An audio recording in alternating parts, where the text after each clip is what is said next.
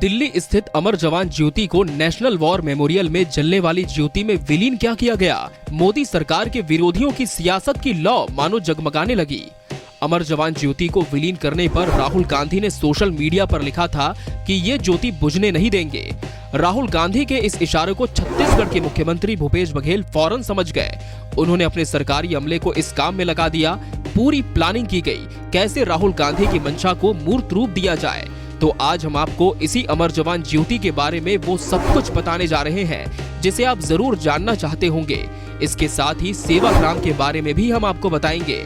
और हाँ, अगर आपको ये जानकारी अच्छी लगे तो खबर को लाइक और हमारे चैनल को आप सब्सक्राइब करना मत भूलिएगा। दरअसल दिल्ली में विलीन हुई अमर जवान ज्योति की लौ को रायपुर में फिर जगमगाने की तैयारी पूरी कर ली गई है। मुख्यमंत्री भूपेश बघेल घोषणा करते हुए कह चुके हैं कि कांग्रेस बलिदानियों की पार्टी रही है और बलिदान का सम्मान करना जानती है। इतिहास गवाह रहा है कि जो भी समाज अपने शहीदों का सम्मान नहीं बनाए रखता, उनकी कुर्बानियों की यादों को संजोकर नहीं रखता, उनकी निशानियों का अपमान करता है, वो समाज मिट जाता है। उन्होंने ये भी कहा कि 1972 में प्रधानमंत्री इंदिरा गांधी जी ने देश के शहीद वीर सैनिकों के सम्मान में नई दिल्ली में अमर जवान ज्योति प्रज्वलित की थी। वो 1972 से लगातार जलती आ रही थी, लेकिन अब वो छत्तीसगढ़ में जगमगाएगी।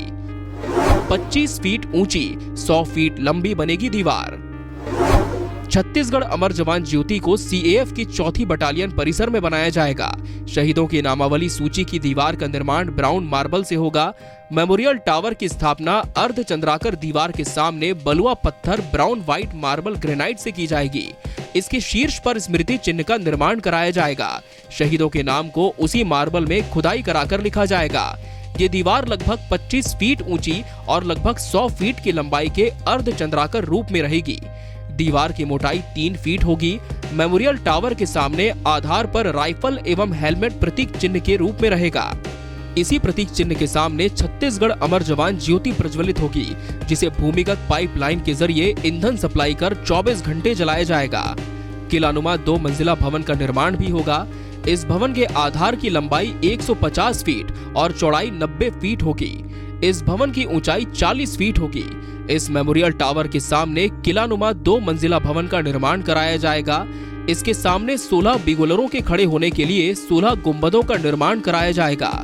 इस भवन के प्रथम तल पर शहीदों की चित्र प्रदर्शनी एवं द्वितीय तल पर शस्त्र प्रदर्शनी रखी जाएगी।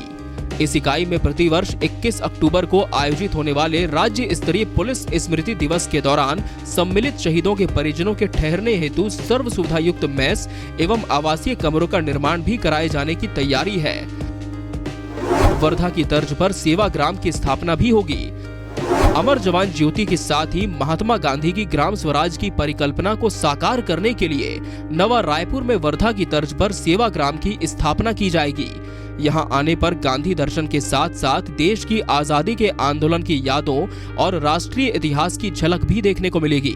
75 एकड़ में तैयार होने वाला सेवाग्राम इस ढंग से विकसित किया जाएगा कि वहाँ छत्तीसगढ़ की परंपरागत ग्रामीण भवन शैली की झलक मिले।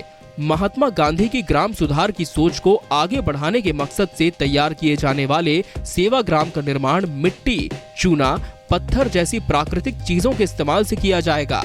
तो छत्तीसगढ़ सरकार के इन बड़े फैसलों को आप किस तरह से देखते हैं? ये सिर्फ सियासत है या फिर हमारे देश के जवानों को सच्ची श्रद्धांजलि देने की कोशिश?